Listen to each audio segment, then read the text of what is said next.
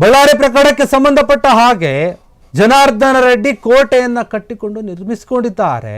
ಅವರನ್ನ ಕೊಲ್ಲಲು ಹೇಗೆ ಸಾಧ್ಯ ಆಗುತ್ತೆ ಅಂತ ಹೇಳಿ ಡಿ ಕೆ ಶಿವಕುಮಾರ್ ಅಚ್ಚರಿ ಹೇಳಿಕೆಯನ್ನು ಕೊಡ್ತಾ ಇದ್ದಾರೆ. ರಾಜಕೀಯವಾಗಿ ಬೇರೆ ಬೇರೆ ರೀತಿಯಾಗಿ ಮಾತುಗಳು ಕೇಳಿ ಬರ್ತಾ ಇವೆ. ಬಳ್ಳಾರಿ ಪ್ರಕರಣಕ್ಕೆ ಸಂಬಂಧಪಟ್ಟ ಹಾಗೆ ಈಗ ಡಿ ಕೆ ಶಿವಕುಮಾರ್ ಮಾತನಾಡ್ತಾ ಇದ್ದಾರೆ. ಅವರು ಕೋಟೆ ಕಟ್ಕೊಂಡಿದ್ದಾರೆ, ಅಂಥವ್ರನ್ನ ನಾವು ಹೆಂಗೆ ಕೊಲ್ಲೋಕೆ ಸಾಧ್ಯ ಆಗುತ್ತೆ, ಹೆಂಗೆ ನಾವು ಅಟ್ಯಾಕ್ ಮಾಡೋಕ್ಕಾಗುತ್ತೆ ಅನ್ನೋಂಥ ರೀತಿಯಲ್ಲಿ ಮಾತನಾಡ್ತಾ ಇದ್ದಾರೆ.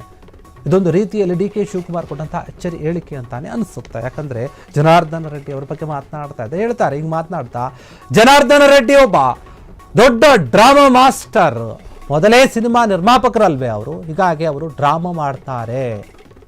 ಕೋಟೆ ನಿರ್ಮಿಸಿಕೊಂಡು 100 ಜನ ಭದ್ರತಾ ಸಿಬ್ಬಂದಿಯನ್ನು ಹೊಂದಿದ್ದಾರೆ. ಅವರು ಸೆಕ್ಯೂರಿಟಿ ಇದ್ದಾರೆ, ಅವರಿಗೆ 100 ಜನ. ಅಂಥವರನ್ನು ಯಾರು ಹತ್ಯೆ ಮಾಡೋಕ್ಕಾಗುತ್ತೆ ಹೇಳಿ ಅಂತ ಹೇಳಿ ಡಿ ಕೆ ಶಿವಕುಮಾರ್ ಒಂದು ರೀತಿಯಾಗಿ ಲೇವಡಿಯ ಮಾತುಗಳನ್ನು ಆಡುವಂಥದ್ದು ಜನಾರ್ದನ ರೆಡ್ಡಿ ಅವರ ಬಗ್ಗೆ.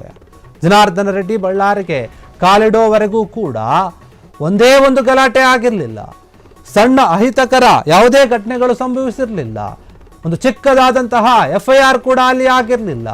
ಅವರು ಬಂದ ಮೇಲೆ ಈ ರೀತಿಯಾಗಿ ಎಲ್ಲ ಗಲಾಟೆ ಆಗಿದೆ. ಇದಕ್ಕೆಲ್ಲ ಕೂಡ ಅವರೇ ಕಾರಣ. ಹೀಗಾಗಿ ಅವರಿಗೆ ಈಗ ಮಾತನಾಡುವಂತಹ ಯಾವುದೇ ಹಕ್ಕಿಲ್ಲ ಅಂತ ಹೇಳಿ ಡಿ ಕೆ ಶಿವಕುಮಾರ್ ಹೇಳ್ತಾ ಇದ್ದಾರೆ. ಈ ಒಂದು ಘಟನೆಗೆ ಸಂಬಂಧಪಟ್ಟ ಹಾಗೆ ತಪ್ಪು ಮಾಡಿದವರು ಯಾರಿದ್ದಾರೆ ಅವರಿಗೆ ಶಿಕ್ಷೆ ಆಗುತ್ತೆ, ನಾವು ಕಾನೂನು ರೀತಿಯಲ್ಲಿ ಕ್ರಮವನ್ನು ತೆಗೆದುಕೊಳ್ಳುತ್ತೀವಿ.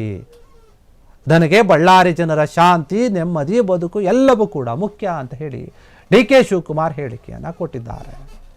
ಬಳ್ಳಾರಿಯಲ್ಲಿ ಏನಾಯಿತು ಗಲಾಟೆ, ಬ್ಯಾನರ್ಗೋಸ್ಕರ ಅಲ್ಲಿ ಏನು ಕಾರ್ಯಕರ್ತನ ಒಂದು ಬಲಿ ಆಯಿತು, ಅದಕ್ಕೆ ಸಂಬಂಧಪಟ್ಟ ಹಾಗೆ ಜನಾರ್ದನ ರೆಡ್ಡಿ ಅವರು ಹೇಳಿದರು, ನೋಡಿ ಇದು ವ್ಯವಸ್ಥಿತವಾದಂತಹ ಪ್ಲಾನು, ನನ್ನನ್ನು ಮುಗಿಸೋಕಂತಾನೆ ಇವರು ಬಂದಿದ್ರು, ಎಲ್ಲವನ್ನು ಕೂಡ ಪ್ಲಾನ್ ಮಾಡಿಕೊಂಡು ಬಂದಿದ್ರು.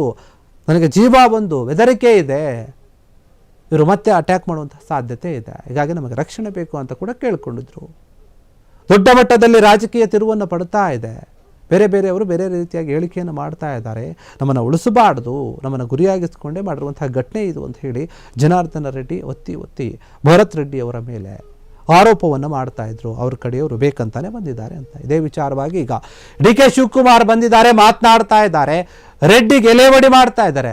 ನಿಮ್ಮನ್ನ ಹೆಂಗೆ ಮುಗಿಸೋಕ್ಕಾಗುತ್ತೆ, ನಿಮ್ಮನ್ನೇ ಮೇಲೆ ಹೆಂಗೆ ಹತ್ಯೆಯ ಒಂದು ಪ್ರಯತ್ನವನ್ನು ಮಾಡೋಕ್ಕಾಗುತ್ತೆ, ನಿಮ್ಮನ್ನ ಹೆಂಗೆ ಕೊಲ್ಲೋಕ್ಕಾಗುತ್ತೆ, ಯಾಕಂದ್ರೆ ನೀವು ಕೋಟೆಯನ್ನು ಕಟ್ಟಿ ನಿರ್ಮಾಣ ಮಾಡ್ಕೊಂಡಿದ್ದೀರಿ, ಸಾಕಷ್ಟು ಜನರು ಸಿಬ್ಬಂದಿಗಳಿದ್ದಾರೆ, ನಿಮ್ಮನ್ನು ಕಾಯೋಕಂತಾನೆ ಕಾವಲುಗಾರನ ಇಟ್ಕೊಂಡಿದ್ದೀರಿ, ನಿಮ್ಮಂಥವ್ರನ್ನ ನಾವು ಹೆಂಗೆ ಅಟ್ಯಾಕ್ ಮಾಡೋಕ್ಕಾಗತ್ತೆ ಅಂತ ಹೇಳಿ ಲೇವಡಿಯನ್ನು ಮಾಡ್ತಾ ಇದ್ದಾರೆ.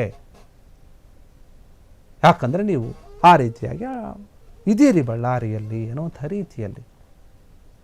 ಜನಾರ್ದನ ರೆಡ್ಡಿ ಇಷ್ಟು ದಿನ ಬೇರೆ ಕಡೆ ಇದ್ರಲ್ವಾ, ಅವರು ಬಳ್ಳಾರಿಗೆ ಬರದೇ ಇದ್ದಾಗ ಅಲ್ಲಿ ಯಾವುದೇ ಘಟನೆಗಳಾಗಿರಲಿಲ್ಲ, ಚಿಕ್ಕಪುಟ್ಟ ಗಲಾಟೆಗಳಾಗಿರ್ಬೋದು, FIRಗಳು ಏನೂ ಆಗಿರಲಿಲ್ಲ.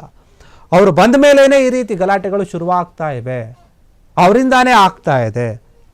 ಅವ್ರಿಗೆ ಮಾತನಾಡುವಂತಹ ಯಾವುದೇ ನೈತಿಕವಾದಂತಹ ಹಕ್ಕಿಲ್ಲ, ಅವ್ರು ಮಾತನಾಡೋಕ್ಕೆ ಹೋಗಬಾರ್ದು. ಸಾಕಷ್ಟು ಜನ ಸಿಬ್ಬಂದಿಗಳನ್ನು ಹೊಂದಿದ್ದಾರೆ ಅವರು ರಕ್ಷಣೆಗಾಗಿ, ಅಂಥವ್ರನ್ನ ನಾವೇನೂ ಮಾಡೋಕ್ಕಾಗಲ್ಲ.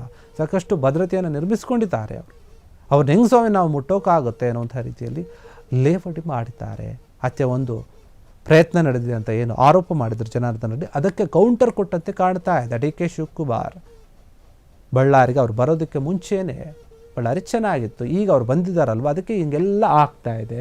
ಇದಕ್ಕೆಲ್ಲ ಮೂಲ ಕಾರಣ ಏನಿದ್ದಾರೆ ಅದು ಜನಾರ್ದನ ರೆಡ್ಡಿ ಅವರೇ.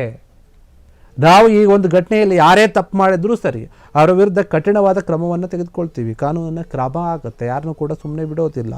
ನಮಗೆ ಬಳ್ಳಾರಿ ಜನರ ಶಾಂತಿ, ನೆಮ್ಮದಿ, ಬದುಕು ಎಲ್ಲವೂ ಕೂಡ ಮುಖ್ಯ. ನಮ್ಮ ಸರ್ಕಾರ ಯಾವಾಗಲೂ ಕೂಡ ಅದೇ ರೀತಿಯಾಗಿ ಯೋಚನೆ ಮಾಡುತ್ತೆ. ಬಳ್ಳಾರಿಯಲ್ಲಿ ನಾವು ಶಾಂತಿನ ಕದಡೋಕ್ಕೆ ಬಿಡೋದಿಲ್ಲ. ಈಗೇನಾಗಿದೆ ಈ ಒಂದು ಇನ್ಸಿಡೆಂಟು, ಇದ್ರ ಬಗ್ಗೆ ನಾವು ಎಲ್ಲ ರೀತಿಯಾದಂತಹ ತನಿಖೆಯನ್ನು ಕೂಡ ಮಾಡ್ತೀವಿ.